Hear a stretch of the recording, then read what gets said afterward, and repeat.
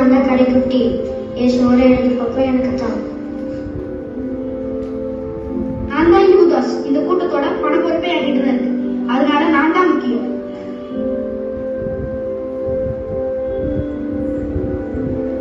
இப்படி ஆழ்த்தால் எனக்கு தான் என்று சொல்ல ஆரம்பித்து ஏதோ அடிதடி நடப்பது போல் கூச்சல் கேட்டது. மேலறையில் இயேசு மாடிப்படி ஏறி வந்தார். இவர்கள் போட்ட கூச்சலில் இயேசுவுக்கு விஷயம் விளங்கியது. இயேசு மாடி அறைக்குள் நுழைந்தார். கூச்சலும் குழப்பமும் அடங்கியது. யாரும் எதுவுமே பேசவில்லை. உள்ளறைக்கு போனார். மேலங்கியை கழட்டினார். சீடர்கள் ஒருவரை ஒருவரை பார்த்து கொண்டனர். அறைக்குள் போன இயேசு திரும்பி வந்தார். ஒரு நீளமான துணி அவர் கையில் இருந்தது. அந்த துணியின் ஒரு பகுதியை இடுப்பில் கட்டினார். இன்னொரு பகுதி நீளமாக இருந்தது. தாளமும் தண்ணீரும் வைக்கப்பட்டிருந்தது. இரண்டையும் எடுத்துக்கொண்டு ஒவ்வொரு சீடன் கிட்டையும் போனார். கீழே குனிந்து மண்டியிட்டு தாளத்தை கீழே வைத்து சீடனின் காலை எடுத்து தாளத்தில் வைத்தார். தண்ணீர் ஊற்றி பாதங்களை கழுவினார். இடுப்பில் கட்டியிருந்த துணியினால் பாதங்களை துடைத்தார். இப்படி ஒவ்வொருவரும் பாதங்களை இயேசு கழுவினார். சீடர்கள் வாயெடுத்து நின்றனர். காற்று கூட அசையாத மௌனம் நிலவியது.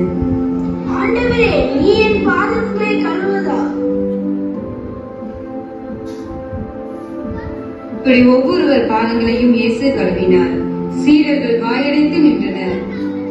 இந்த சீடர்கள் தான் யார் பெரியவன் என்று அவர்களுக்குள்ளே சண்டை போட்டுக்கிட்டவங்க. ஆனால் எல்லோருக்கும் பெரியவர் இயேசு. எல்லா பாதங்களையும் கழுவுகிறார். இயேசு பேதுருவிடம் வந்தார்.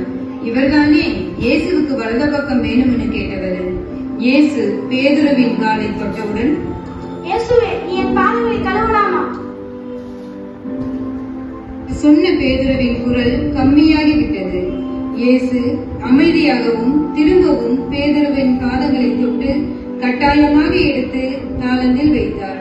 பேதுரு, உன்னை நான் கழுவ வேண்டும், இல்லை என்றால் உனக்கு என்னுடன் பங்கில்லாமல் போய்விடுமே என்றார்.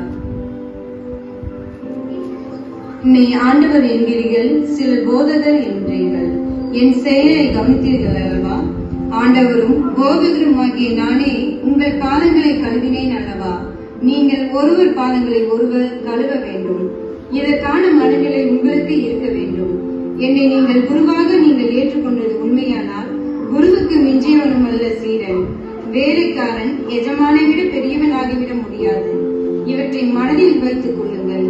என்னை முன்மாதிரியாக வைத்து நீங்களும் பிறருக்கு சேவை செய்து வாழுங்கள் என்றார்.